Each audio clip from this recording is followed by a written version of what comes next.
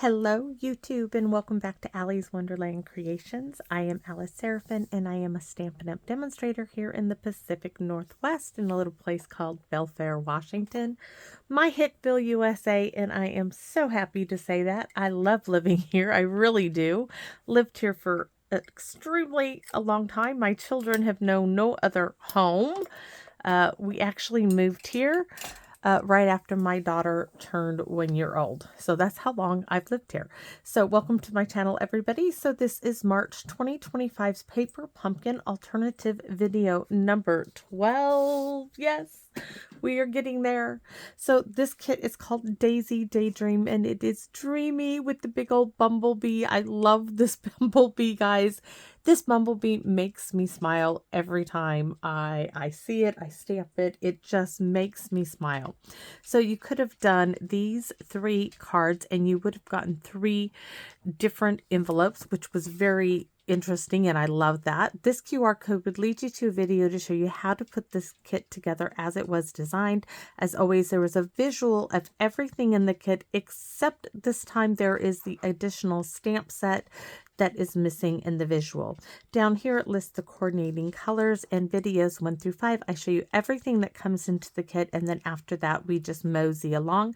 Down here, this QR code always leads you, or at least it does up to this point, to how to purchase the add-on dies, which is great that they are continuing this. These are called Spring is in the Air dies. This bee and this hive honeycomb is what goes with this set, and these are for January, February, and March 2025s. The new set of dies are available, but you must be a Paper Pumpkin subscriber to purchase them. This one says hugs, the sentiment strip, the little flowers, and the little bloom. So let's take a look at the stamp set. This is the one that is in the visual. It says thank you for always being there for me, the bumble, which I love. Sweetest birthday wishes, thank you. Wishing you brighter days ahead. The wings, the honeycomb, enjoy your special day, in the bee body. On the back is the one that is not visually there. It has this flower, the large honeycomb, hello, and happy birthday. So that being said, let's get on with it. This is going to be some simple. And it's going to be a little different as we're going to use what's called a card plate. Yes, there is such a thing. Basically, it is a card front. It is a quarter piece of cardstock. And the beautiful Deb Fitzgerald, she sent me a box, and in it, it had, let me show you, these card plates and matching envelopes. And I am using one. I need to put this one back where it goes. I am using one with this. At first I was going to put it on an envelope, and then I realized, nope, we're going to actually use it as it is intended. This is so awesome, and I love these colors. I'm like, ooh, baby, so excited. Yes, so we get to use one. And all this really is a quarter sheet of cardstock, and this one has coordinating envelopes, so we're going to use it as such, as, you know, like a postcard, basically, but we're going to decorate it like the front of a card. So let me show you what I have here. So this, if you're you can decorate it just like a card. You can do a card base that is 5.5 by 8.5, scored at 4 1/4. If you are doing that, I suggest you cut a layer number 1 down to 4 by 5 1/4, and then do what I'm doing now. For my piece, I'm using the card plate, and this card plate, I need the notebook because I did measure it. It measures, because the envelope is a little smaller than normal. This is 3 7/8 by 5 1/8. That's because it goes in its envelope. Then we have the Deckled circle die, and this is the 7th circle, counting from the center, and it is in black. So these, most dies except for one set, I count from the center outwards. So these are an online purchase. If they are discontinued, I don't know, but these are the largest. I will never purchase another set of circle dies. This is all I need. I don't need another set. No. I mean, I do have the ones that went with the Everyday Details stamp set. I don't need any more circles. And I have the nesting ones that had scallops in just circles. I've got plenty of circles. I don't need any more circles of any shape, sizes, anything. I got plenty of circles, and I won't be purchasing anymore. So, and then the next piece is this piece, which is the die cut piece from the center. Let me just show you in the picture. I don't want to get into the box. The piece that came out of this piece of ephemera that you punched out of this piece of ephemera, this piece, we are not letting that go to waste. So we are going to be using it. We just wanted a little backing for it. This sentiment strip, which I stamped and did not use, so we are using it now. We stamped it with "Thank you for always being there for me" and the small honeycomb. And then these, when I did my easy easel card with the black frame, I had showed you that I stamped and colored these. So I fussy cut them out, and we're going to use them on this card. So it should not be too difficult. First things first, though, is we're going to stamp. Of course we are. Did you think we wouldn't be stamping? Of course we're going to stamp. To stamp or not to stamp? What a silly question.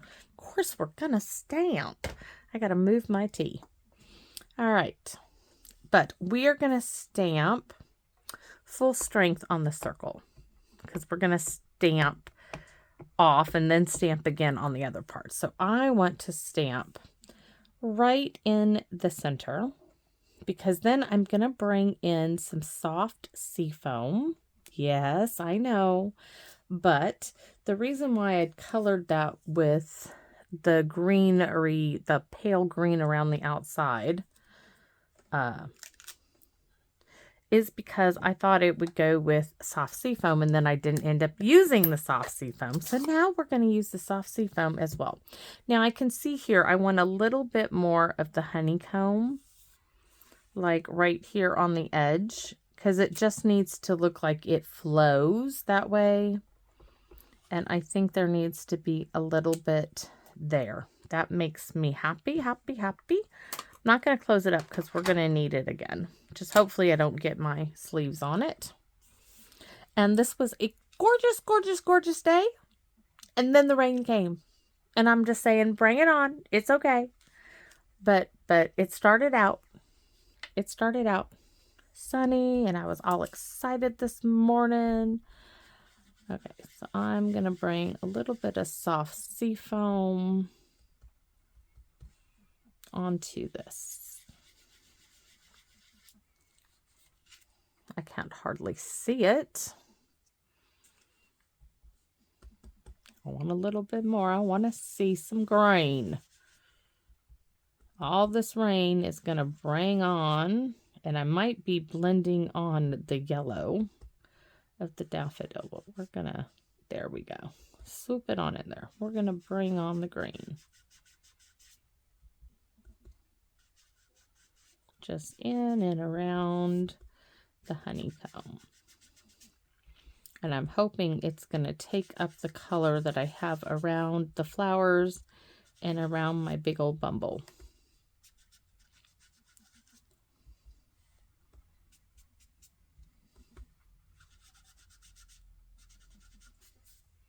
There we go. So you see, there, that's all I want. I want a little bit of color on there. Then I'm going to take this and I'm going to brush that green soft seafoam around the edges as well.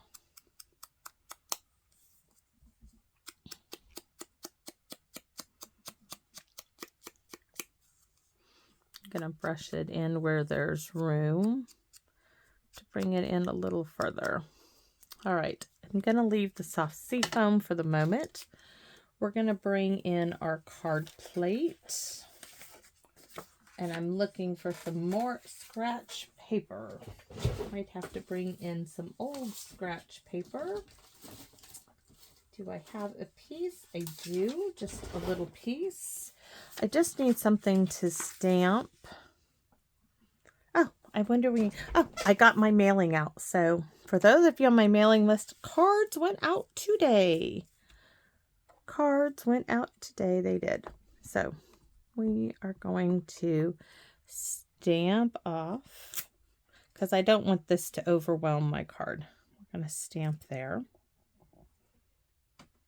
We want the focal point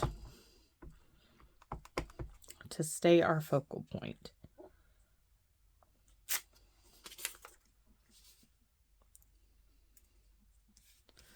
I'm going to come this way. I'm going to need a little bit of help from my local little post-it note, I think. Because I don't want to do the edge. I don't want to go on my edge here. So I'm just going to cover that up with a post-it note, hopefully. All the way. There we go.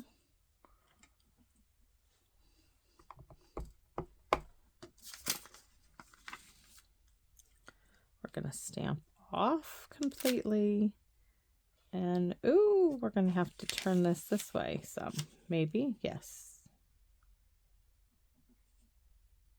I don't like that direction. We're going to go this way. I do like that. All right. Did I not get it? Nope, that still looks about the same. There we go. Now we're going to do this again, but down here.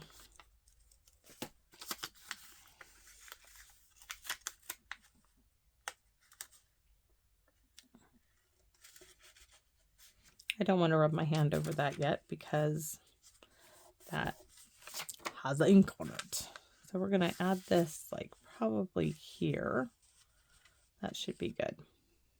Just stay put for a minute. And this time, let's try it this way and take off more of the ink. All right. I really think... Nope, I don't like it that way. I just don't. So we're going to go this way again. All right, much better. That's a little dark over there. So I can see some places where I want some more. I want a little bit here, and I think a little one there, and I do mean like little. So I don't need to ink the whole thing up.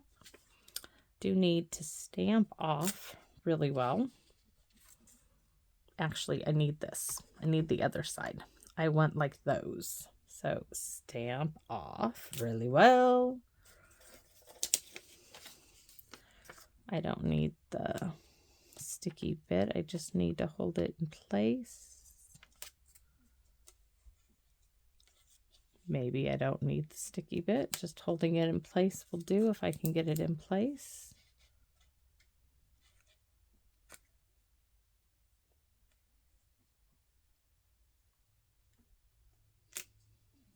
There we go. Bring it this way. There's more there on that side. So take it off. That is going to cover it. Great. That's what we want. Okay. All of that did its job.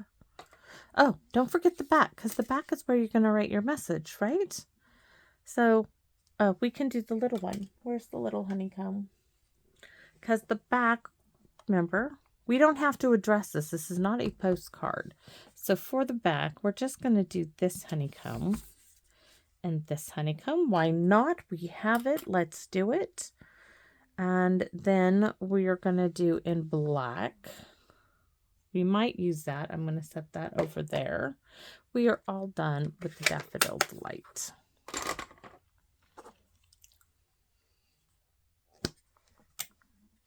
Could do a large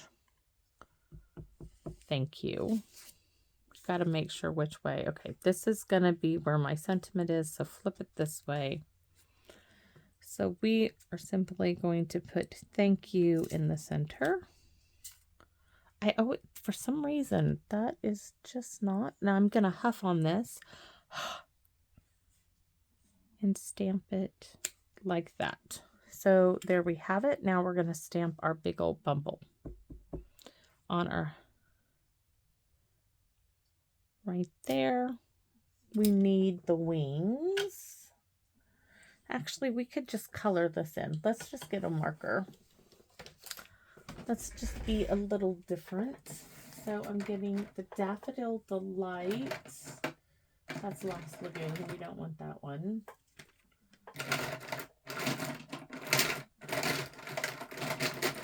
I may not have anything light enough. Okay. We can do something different. We can just use... Oh, where's the soft sea foam? We are just going to use this for the wings. Let's give it a little squeeze, like the other bumble. Oh, this one's a new one. Do I want to use the new one? No. Of course I don't want to use the new one. There's nothing wrong with my old one. It might look bad, but it's still good. All right. Tap it off. We're just going to add, maybe I need to keep a little bit more on there. Just add a little color to my wings.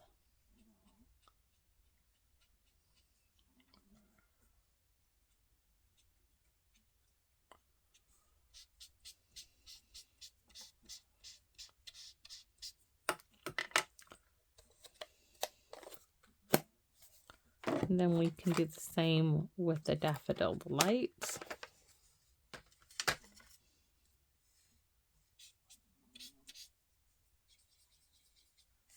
Nice and strong here for the big old bumblebee.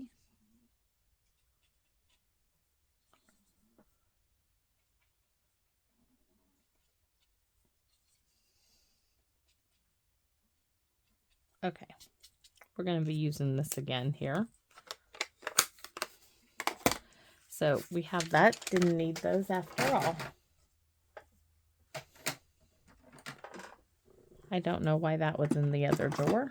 Doesn't, oh, it was probably with my markers. Okay, let's get this. Let's take a look, because I thought I would stamp a couple of bumbles on the front, but I may not need to. I thought I could do a bumble here and a bumble there. Maybe one here and one there. But they're going to have to be off. So we're going to need this again because I don't want them to be like all the way on it. I want them to be like coming to the honeycomb from somewhere. If that makes sense at all. My mind, it does. So we are going to stamp. If this one's flying this one, we want this one. He's leaving. He says, I'm out of here. Y'all are too much for me. So that big old bumble's like gone. He's leaving. He's going somewhere else. So that one's flying up that way. And this one then, this one, we can have this one going this way.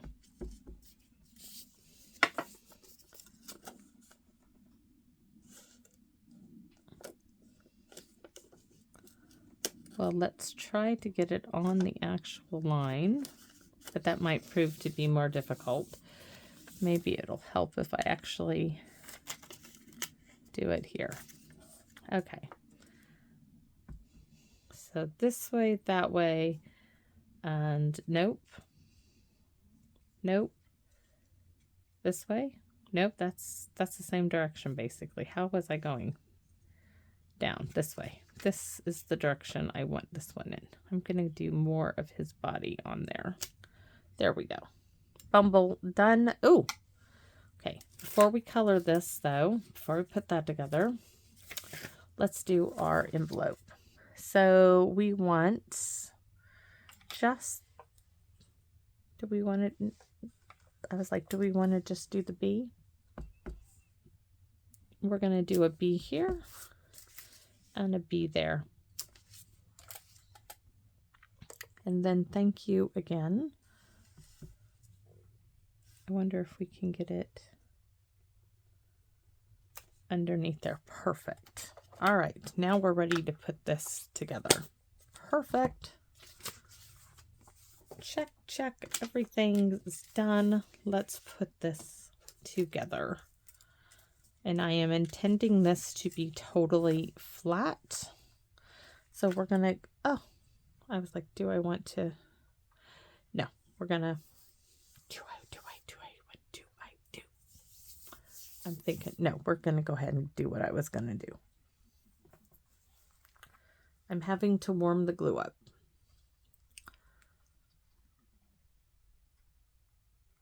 Because it's cold and I didn't have the heater on. I had to go pick up my medication today. Just normal stuff. Oh, so I had, this is the difference, okay? Let me tell you why. Okay. The difference between the Naval Hospital and the VA. So, not happy with the Naval Hospital and a lot of what they do. Especially since I had the same x-rays done at the Naval Hospital for my shoulder for an injury. I had a rotator cuff injury 10 plus years ago in both shoulders. I've injured both of them. Very old injuries. But since I've been working out and doing yoga, my shoulder, and I did a move and I've re-injured it. And it's causing me quite a bit of discomfort. So I go to the Naval Hospital. It's closer than the VA hospital because I'm using the TRICARE system, right? And because I am now considered a retiree's dependent, you get treated like crap. You just do.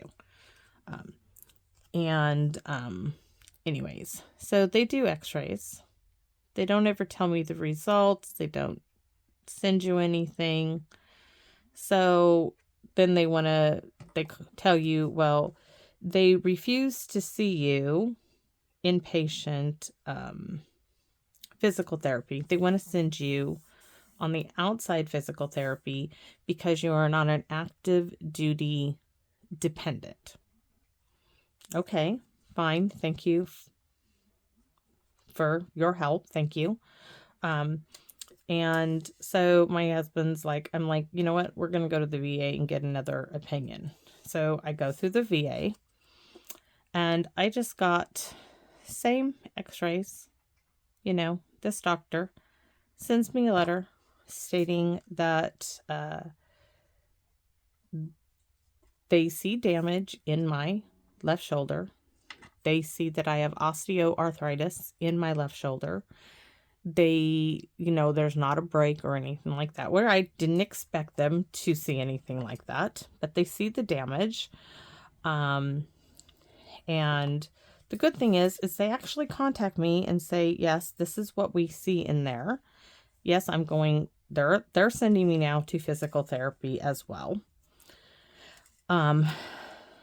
But so that's why I didn't do the physical therapy that they were sending to. I wanted to get a second opinion with the VA. But the difference is they actually contact me. And you know that the Naval Hospital people saw the same results in the x-ray. The difference is the VA people actually contact me and let me know, okay, the reason we see damage in your arm, we understand why you're having such problems. You have issues. And the thing is that my doctor, she even said, I suspect you might have some arthritis in there. These are things that we can do, but I would like you to go back to the physical therapy because I already did all this anyways. So yeah, there we are. And I told my husband's like, yeah, screw the Naval Hospital. He's like, they treat you like crap in there. I said, I know, and it stinks. I mean, I remember the one he told me, he's like, well, don't you get Medicaid? You can afford to go out to physical therapy on the outside. Thinking, no, I'm not old enough for Medicaid yet. But, thanks. Thanks for nothing. Just, that's what you get, Not to mention, I'm not only a dependent, I'm also a veteran. I shouldn't have to wear a shirt that says treat me with a little bit of respect. You know, if I'm a dependent person of a retiree, that means my sponsor, the person that I am related to, they served a long time to become a retiree. And I was there to support them in their service, you know? I think I deserve a little smidgen of respect. So yeah, I'm sorry. It just irks me the way they can treat people. And it's not just me. They treat dependents like crap too. They always have. And there's no sense in filling out a report and telling them that you experience bad treatment, because they don't change anything. I filled out those reports. I have reported things. When you can have a doctor's appointment, they open the clinic like at 7:30, 8 o'clock in the morning. When you can have an appointment at 9 o'clock and your doctor is running behind by 4 hours and they expect you to sit there and wait, there's a problem. And I'm sorry, but that 4 hour is not an exaggeration. It has happened to me on multiple occasions. And I got to a point where I refused to be seen by this one particular doctor, because I think it is excessive to expect any patient to wait 4 hours past their appointment time to be seen by any doctor. If you are in an emergency room or a urgent care scenario, that's different. But when you have an appointment that you've waited a month or more for, and you were there within an hour of the clinic opening and the doctor is running behind, and they don't even come out and tell you that, hey, I'm sorry, the doctor's running behind. Would you like to reschedule this appointment? An issue came up, and no, they just ignore you. And then they get upset with you when you go bug them and say, look, why is this like so far behind? And if you really want to be seen and you continue to wait and wait and wait, you're in there for 15 minutes. It's like, I got better, I'm sorry, but I could be doing something else with my time. If you just come out and said, hey, look, doctor's running behind at this time, would you like to wait, or would you like us to reschedule you? A little common courtesy is all it takes. And unfortunately, this particular hospital is lacking in that, and has for a long time. So, my little rant for today. I'm sorry, everybody, but I think they can do better. And they should do better for their active duty dependents, their active duty. And I think all the way around. And I think if they brought in, nothing wrong against civilian people working in these hospitals, but I think if they brought in more active duty people into this hospital and staffed it properly, they would have better results. I get great service and respect at the Madigan Army Hospital, and I do think it has to do with, I would say at least 70% of the staff I see is military. There are civilians working in the hospital, but I think a military installation should have, a larger portion, if at all possible, of military working people. Military tends to treat military people better, and I'm just saying it's been my experience. And I would like to see, is a great amount of people out there in the military who could staff a lot of these positions, and they don't give them the opportunity. They want to outsource it, and I think it's a shame. I worked as a corpsman, and you cannot treat, other dependents like crud and get away with it. You just can't. You get called out on it.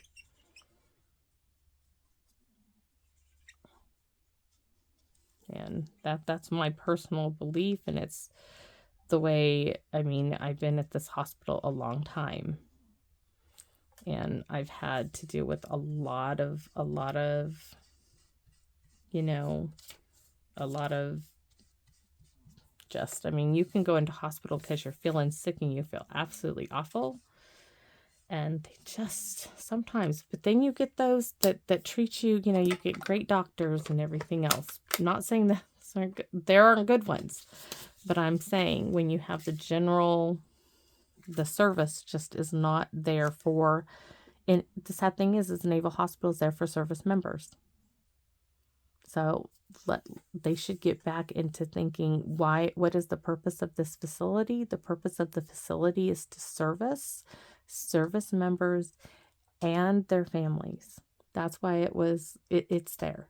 So they should look at that and, you know, teach their people, this is why you're here. Remember, that's what the job is for. And I think if they did that, there was training on that when I was in. Actually, manuals and stuff you had to do for things like that. If they got back to that kind of training, you would find, you know, I don't know, training is important, and that would be great. So anyways, this is my little bee. Where's my little soft sea foam? Let's add that color.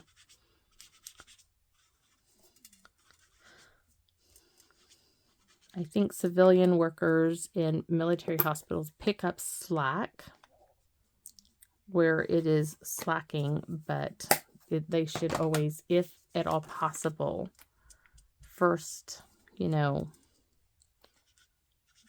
try to fill positions with military, if it's a military treatment facility.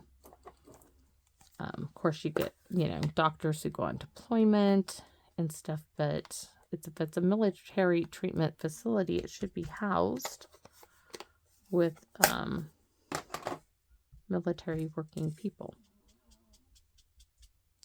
And they have great examples. The Army Hospital runs and is, you know, they have great civilian working people in there too. I'm not kidding you. But you get treated so well there at Madigan Army Hospital. The difference between the two hospitals is just amazing. It's just, unless you experienced it. And I have been going to this hospital here, the same Naval Hospital. I was there when they expanded the hospital, when they first started their family practice. I mean, I've been through it all at this hospital. My husband was there as a dependent for his father. And he's like, this hospital's always sucked. But I'm telling you, it's the difference is night and day between the two, and it makes you feel bad. It's bad when you are apprehensive about even walking in there because you're anxious, like, how are they going to treat you today? And that's because years and years and years of being mistreated or poorly treated. So yeah, it's bad when you walk in and you're already on the defensive and you're like, you know, okay, you know, and you try to breathe through it and just say, okay, this time it's going to be better. And you do get those occasions where everything goes smoothly, but when things go wrong, it always kicks in all the negative times that everything went wrong. It just does. And this is one of them, because they've had plenty of time to reach out to me, and even in their little patient portal, which I signed back up, there is no notes, no nothing that, hey, we got the results of your x-rays. This is the results that we found, you know.